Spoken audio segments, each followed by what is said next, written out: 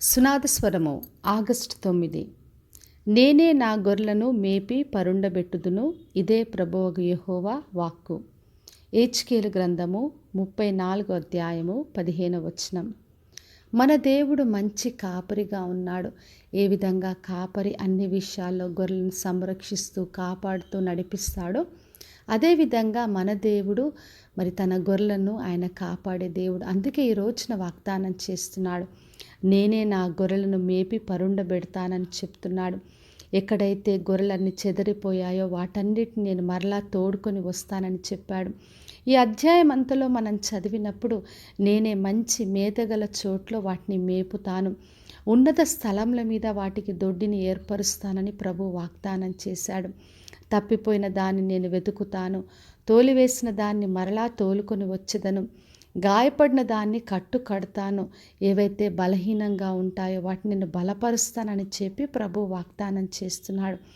మన దేవుడు మంచి కాపరి వలె ప్రతి విషయంలో మనకు తోడుగా ఉంటాడు. ఎక్కడైనా తప్పిపోయిన స్థితి ఉన్నా, తొలగిపోయిన స్థితి అయినా మరలా తోడుకొని మనం నడిపిస్తాడు. గాయపడిన మన గాయములన్నీ కూడా కట్టే దేవుడు. మన బలహీనతల్లో ఆయన బలపరిచి మనకు సహాయం చేస్తాడు. అందుకే 23వ కీర్తనలో దావీదు రాజు చెప్పాడు, యెహోవా నా కాపరి, నాకు లేమి కలగదు అని. ఎందుకంటే దేవుడు కాపరిగా ఉన్నప్పుడు ఎటువంటి లేమి కొరత మనకు కలగదు.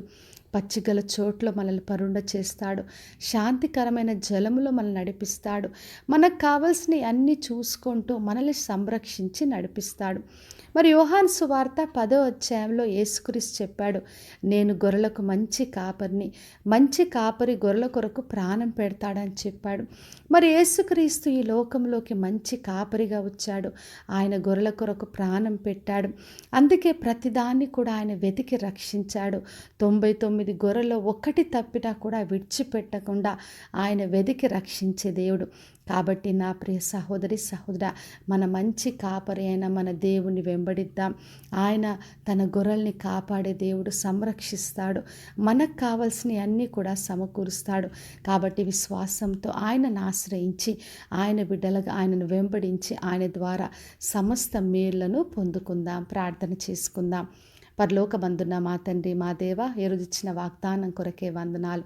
ప్రతి ఒక్కరిని దీవించి ఆశీర్వదించండి ప్రభువా. మీరు మంచి కాపరి వలె ప్రతి ఒక్కరిని తండ్రి మీరే మేపి పరుండబెట్టి ప్రతి ఒక్కరిని సంరక్షించి మీరే కాపాడమని యేసు నామములో అడిగి వేడుకొంచున్నాను తండ్రి, ఆమెన్. ఈ శుభవచనము వినిచున్న ప్రతి ఒక్కరి జీవితంలో నెరవేర్చబడునుగాక. నేను మీ ప్రియ సహోదరి మంజులా చరణ్.